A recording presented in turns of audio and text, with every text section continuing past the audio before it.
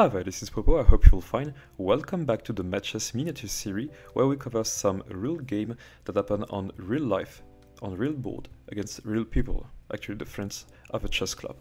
So following the last video where I completely destroyed my 2000 Elo rated friend with the angels against the humans, he wanted actually revenge, and that can be explained by the fact that he didn't play well because he didn't understand fully all the tactics that could go with the angels.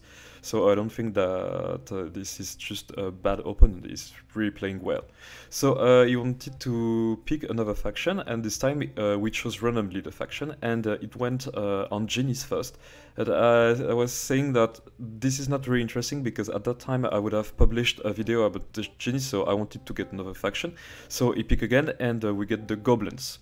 So I decided to play the goblins against him, the humans. And he was still to say, okay, take white pieces, I would take black pieces. So, okay, why not? This game has been very long because actually it was 2.5 or 3 hours long, I can't really remember.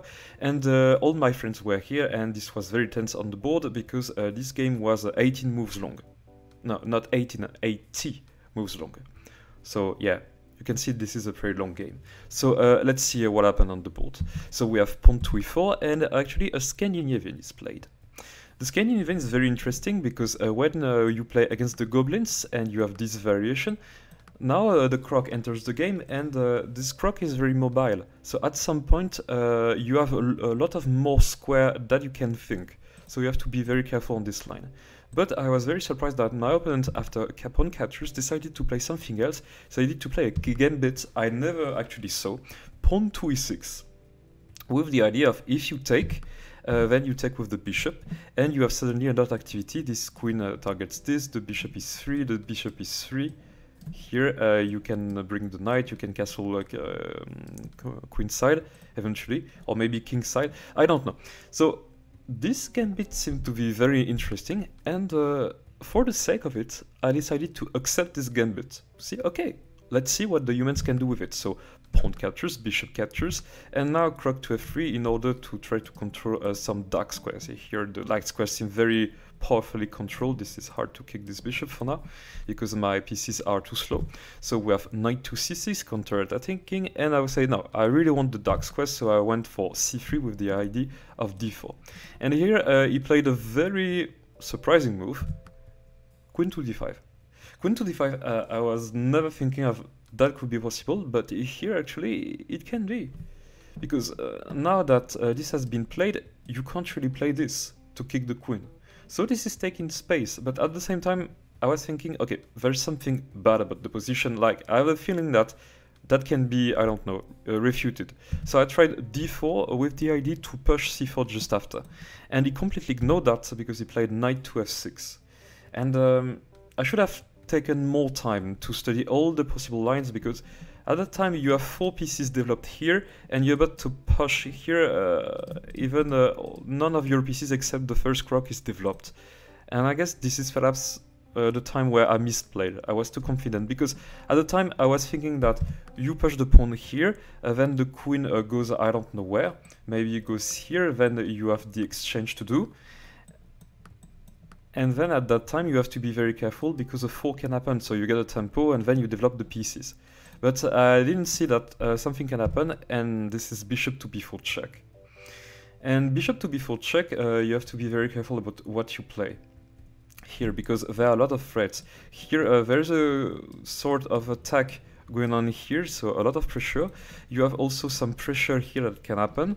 Also the bishop can decide to trade against the croc. Might be some move here with queen to e4 check. Like, this is not easy to play. So at first I was thinking to play the croc to c3, that seemed very reasonable, but here queen to e4 check can still happen. Like, this is possible.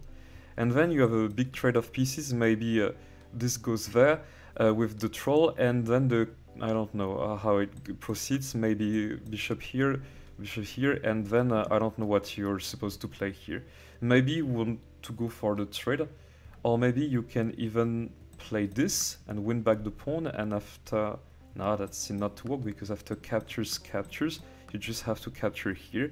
that seems not to work, and even you get this square, you can still castle. So I was thinking that Croc to c3 wasn't good. I try to remember why, because this has been some time since I played this game. I think maybe it has to do with the control of this square. I don't quite remember. Maybe this was a matter of pawn structure where your structure would be very chaotic very quickly. I don't really remember, I have to say. But instead of it, I played a move that maybe is bad, which is elf to d2. With the idea of, okay, maybe you give up this square, but not really, because at the time you decide to capture here, then you can just capture here. So that's not that bad. So maybe if knight captures here, then you're going to capture there. There's maybe capture here, there's a capture here, and then you screwed. Even you capture this and this, because you have one piece up, and maybe you have a long castle with check, but you can try to build something out of nowhere, and maybe you'd better. So yeah, this is very complicated to play against this, so maybe I'm not that good enough at chess to figure out how you're supposed to play this. So queen to e4 check is played anyway, and this is a thing that I saw. So I was thinking about what actually you want to play. And here, actually, I was worried a little about playing this, because at the time there would be some kind of weird mobility and stuff. I don't know. I was thinking about maybe this, and then you have this trade, and then you capture with the croc, then you have this trade, you go here, and then maybe you have to put something here, and then you have a tempo over this. And this is something that I didn't really like, I guess. So yeah, again, I'm not that good enough at chess to figure out. So I was so panicking that everything was going on my side, that here I played pretty quickly and decided to follow with elf to e2. And I guess elf to e2 is not a really good move. Because, okay, the idea of this move is that, okay, you give back the pawn, but at least you're able to castle after playing the croc to e1 to be sure that nothing bad happens. And after castle, castle, you seem to be better. But here, that wasn't that better. Because my opponent decided to play a very clever move, decided to exchange all the bishops.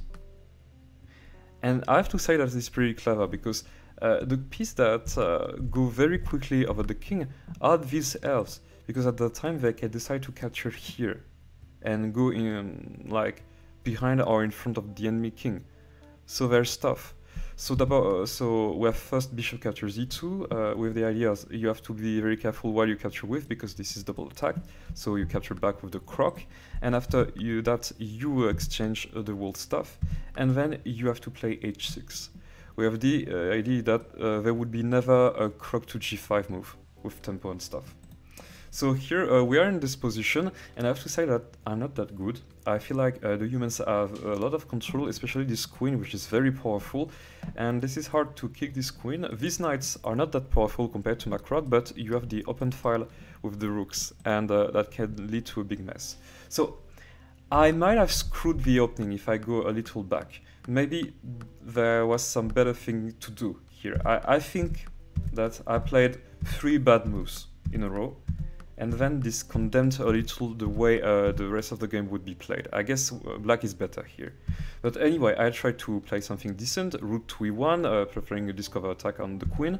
We have a rook to d8 countering this file, which seems to be very strong. Everything is properly defended by my pieces, but at least I would play croc to c3 to try to kick this queen. Queen to f5. Rook a to d1 and to try to defend this pawn on d4, because at that time he's isolated, so high chances that he would fall sometime. We have rook to e8, controlling the file here, and you can have some nasty tactic if you don't pay attention.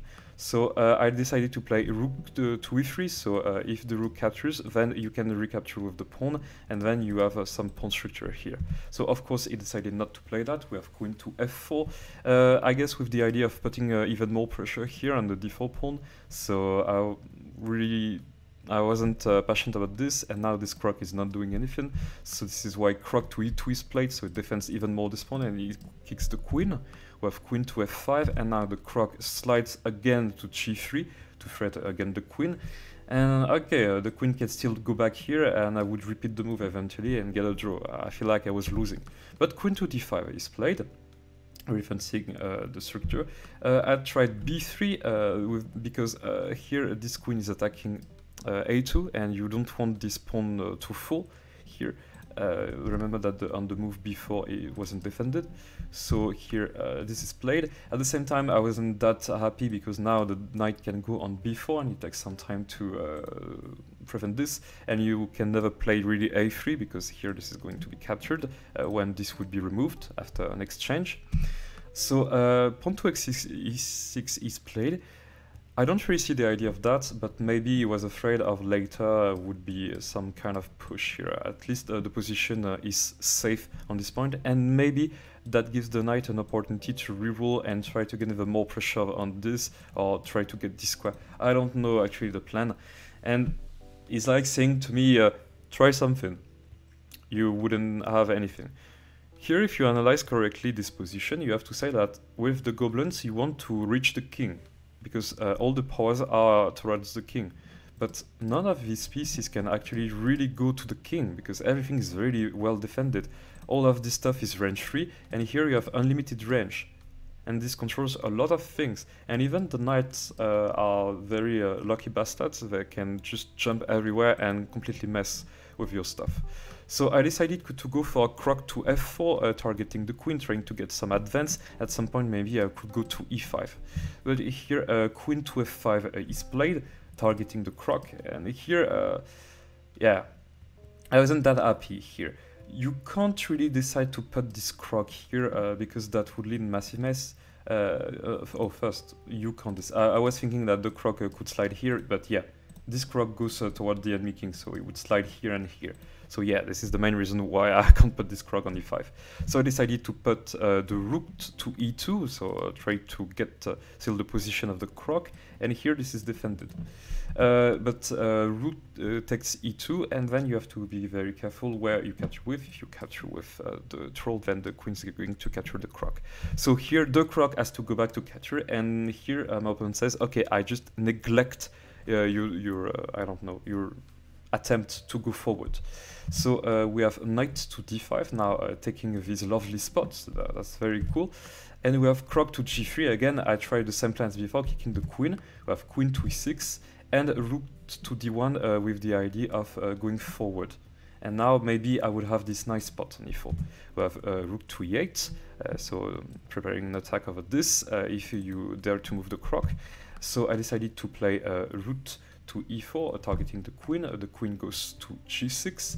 So now there is some kind of attack here going for this route. So crock to e5, stopping the extension of the route.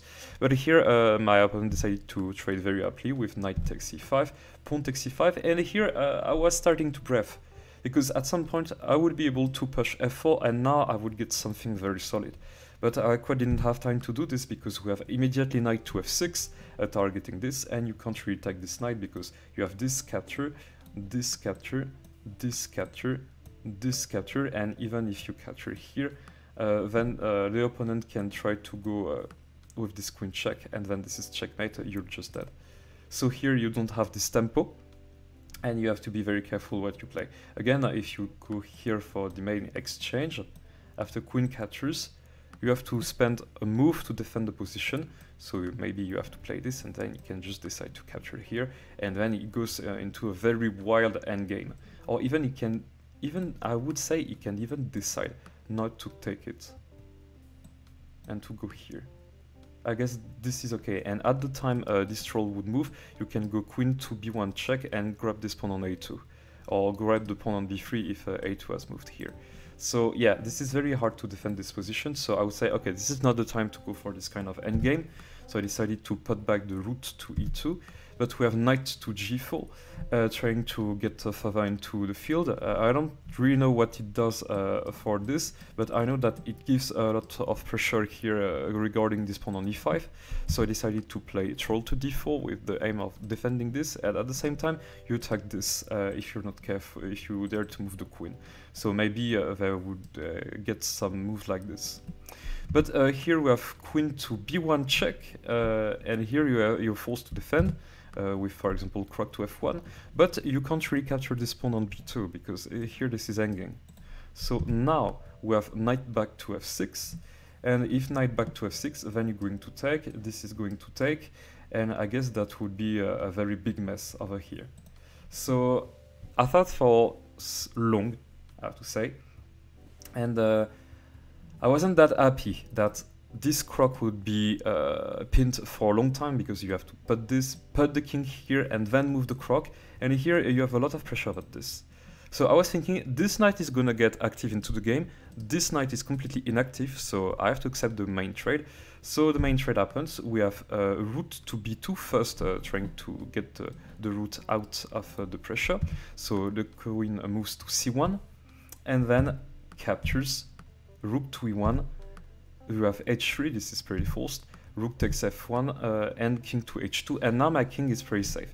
You can follow the thing with some kind of rook to h1 stuff, king to g3, queen to g5, after the king moves. Here this is not that easy to find a continuation because you're going to trade a lot of material, even more, but here I have two pieces that can team up and then I can go up and try to check the king. And even you can decide just to go for this pawn trade and then the king would be open. And if you have the chance to trade the queens, this route would be more powerful than this rook, because the rook would be able to check the king from far away. So yeah, not easy to play. So here my opponent decided to go for a very strong move, which is a rook takes f2. And here rook takes f2 is a banger move, because this rook is completely trapped. You can't defend it, there's a double attack on it, and you have no square to put it to avoid that. So you have to accept this trade, so a troll to f2 is forced. Here you have queen captures b2, and now here this is going to fall. So this is hard to defend. But you can go with some very kind of tricky line. You can try here troll to f5, and then if this is captured, then you can still try to capture there, try to advance here, and if the king captures, you have a series of checks. So for example, you go to check here, then it moves here, you go to check here, okay, so you spend a move. If you go here, then you just have to go here with another check, and then you have to go here to avoid a check, but here it goes a check. Yeah, this is check everywhere. If you let this pawn happen, when the troll goes back to f5. So this is why I decided to put this troll on f5 with this idea. So the queen captures on f6, and here you might be tempted to capture here on f6. But after pawn captures, this pawn seems very weak. You have two pawns that are good, but after king to g3, king to g7, king to f4, king to g6, g4, here you just have to play c5. And now this is pretty hard to defend this. So you might be tempted to go here, but then this is going to be pushed. And now, what do? You go here, then he captures. Yeah, this king would go here, and now you're right dead. He would be able to let this pawn go to queen. So you can't really let that happen. So I was thinking, okay, I have only one advantage. This king has 12 hearts, excuse me. If you dare to check this king 12 times, you win the game. So the aim is that you want to threat the pawns here, and at the same time threat to go for check and win some time. And here this endgame would be painful for my opponent. So I started the hostility with a troll to d7, so attacking the pawn, but we have the clever response queen to f4, king to h1 is forced, and then king to h7, and here the king is hidden, and you don't have any check here, and you can't take this pawn. But here troll to c8 is played, and now you have to be careful. I still threat to go for check, I still threat to take this, and you have to defend 3 spots at once. So what do you play here? Actually, a very good answer played by my opponent. He played queen to c1 check, king to h2, and queen to c6. You might say you still go to check with troll to f5. After king to g8, then the king is safe again. But now I went for troll to c8, and now again I tried to go for a check here. So my opponent decided to play queen to d6 check, king to h1, and now push b5. Everything is defended here, this is defended here. Here you're going to get a check, but after that you don't have any move anymore. And now maybe the queen is going to go for this a2 pawn. So we have troll to e8 check, king to h7, and now troll takes f7. I was thinking, okay, this is very good, now I have a lot of advantage, I can check directly from this spot. But here my opponent went for a very clever move, queen to d1 check, king to h2, and queen to c2. And what's the point of queen to c2? Now you defend this c7 pawn, now you defend this square fi, which is this only square where the troll can give a check, and then you threat to attack a2. But at the same point here, if you dare to take a2, then I would have a series of checks here. And this is hard to play a move here. If you decide to play here, that would weaken the structure, and then this can fall. If you decide to play this, then this is not that easy to defend, because here this would be likely to fall at some point, because you have to defend with the troll, so you might get some tempo to get here, I don't know, at some point. If you decide to play this pawn, your king is not that safe, and then the queen gets a square to attack later on, and then get a fork. Remember that this is range 3, and this is range eliminated, so if the queen can attack from very far away the troll, you're kind of winning the thing. And at that point, you have to be very careful. So king to h1 is played, and queen takes a2, even more. So okay, why not? We have troll to f5 check, the king goes to g8.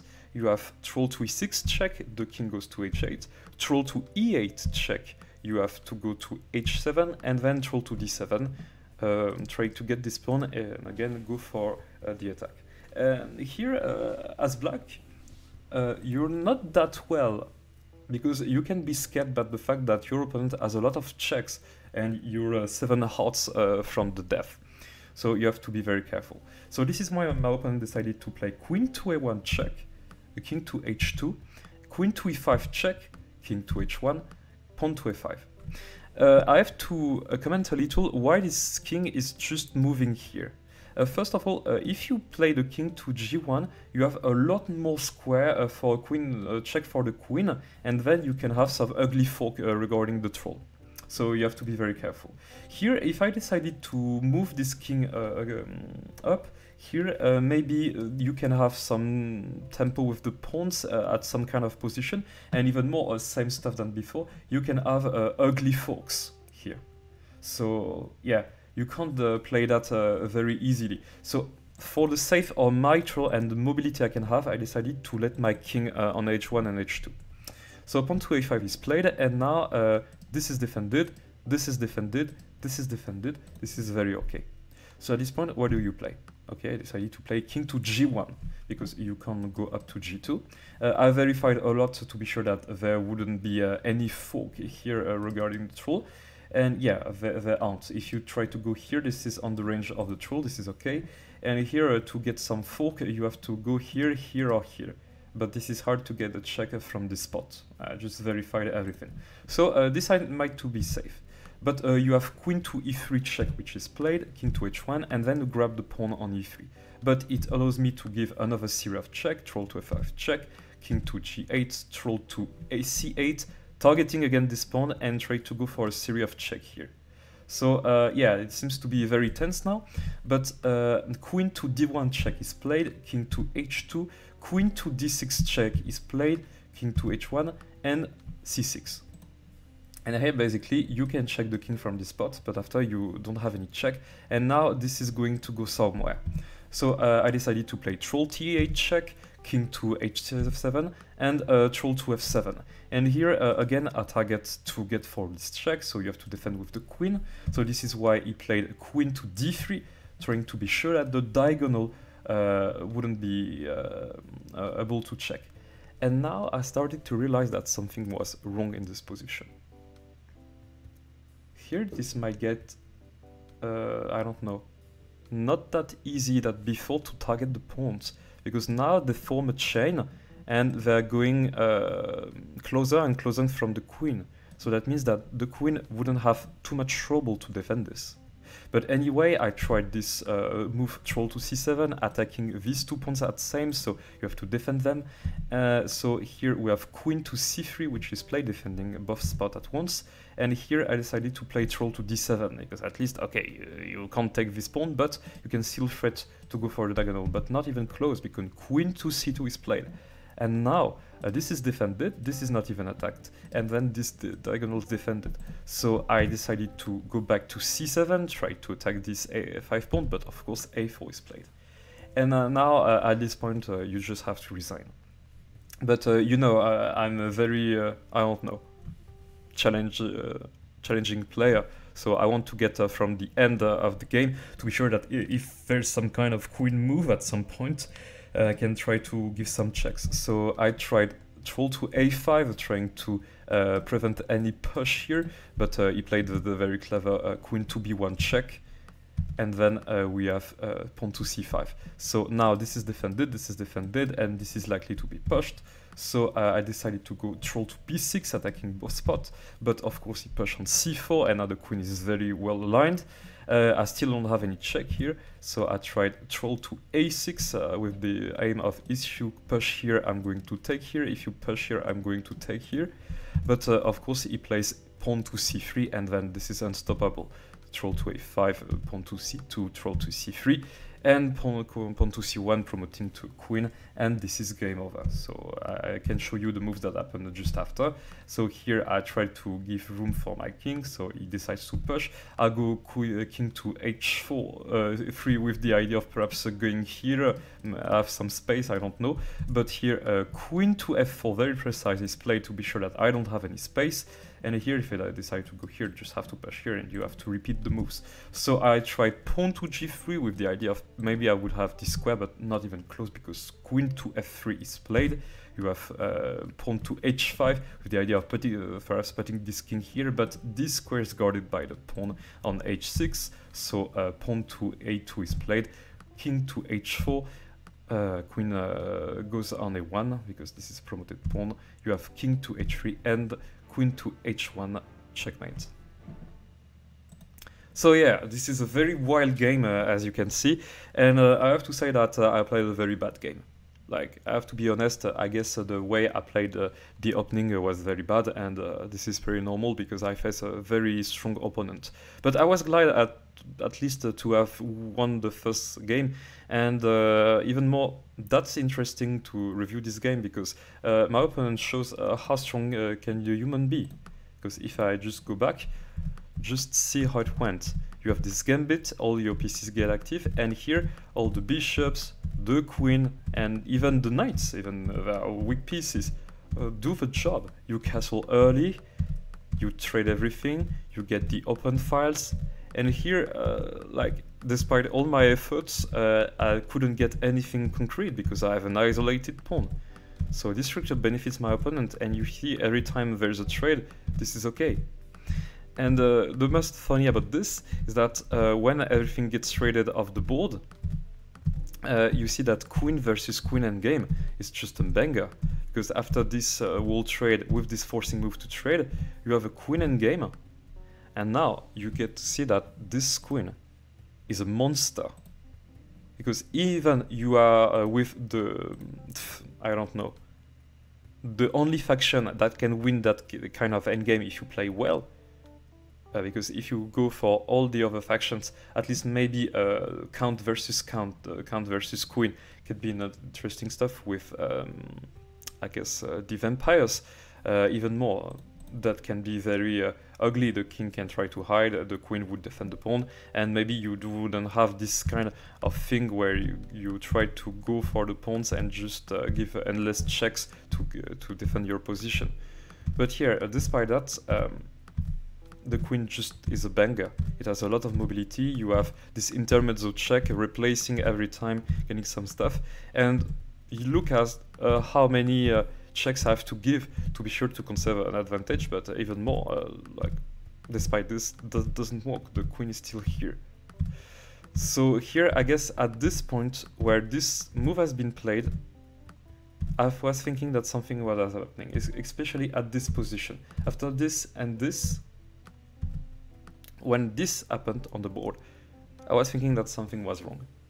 I was thinking that I was going to lose anyways, like there was no hope anymore to get something. So let's just see the rest of the game. You see this is shuffling, and here the pawn basically just go for themselves, and then you can't stop them anymore. 3 passed pawns which are connected, like you can't do anything. So yeah, that was an interesting game. I hope you liked it. We're going to see each other next time to see another game with another faction. Maybe I'll show you some other games with this kind of very strong player, because he actually performed a lot of interesting games with other factions. Going to see this in another video. See you then. Bye bye.